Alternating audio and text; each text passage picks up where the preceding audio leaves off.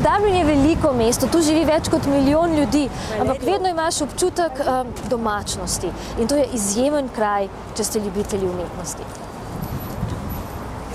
Na znamenitem Trinity Collegeu boste našli najlepšo knjižnico v mestu. Tu hranijo mnoge pomembne dokumente, med drugim tudi kopijo proklamacije, ki leta 1916 sprožila irski boj za neodvisnost. The document is very, very important because women's rights were mentioned for the very first time. Women equal to men, right? Absolutely, it says men and women of Ireland.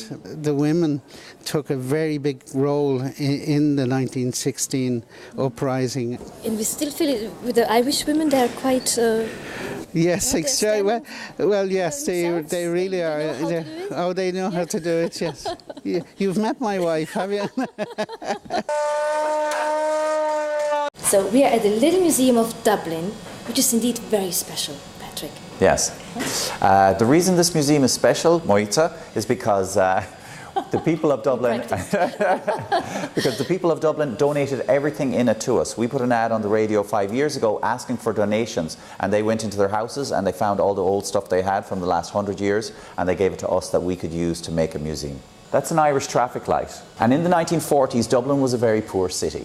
And this was the most popular form of entertainment. This is a game of bingo here. Poor mothers were coming and joining the game. They were stealing this leather strap here, they were bringing it home, and they were using it to resole their children's shoes. Lekarna svinj je omenjena v Joyceovem romanu Odyssey. Danes jo vodijo prostovoljci, ki vsak dan prirejajo branje knjige v več jezikih. These are prescriptions which predate 1903. They come in their wrappings and their twine or their cord. And of course people order them and never came back, but chemists being chemists never threw them out, so they've been here awaiting collection since 1903.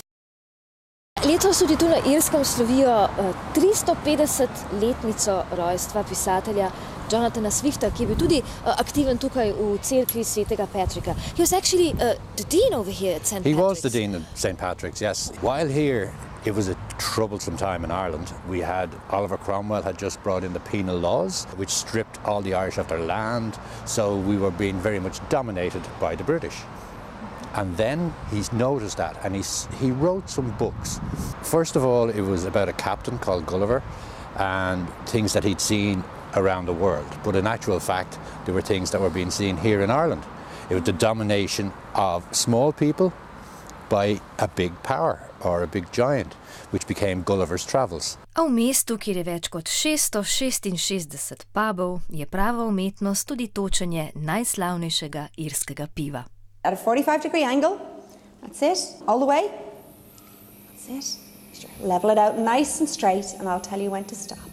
It's 119.5 seconds from start to finish for your perfect pint.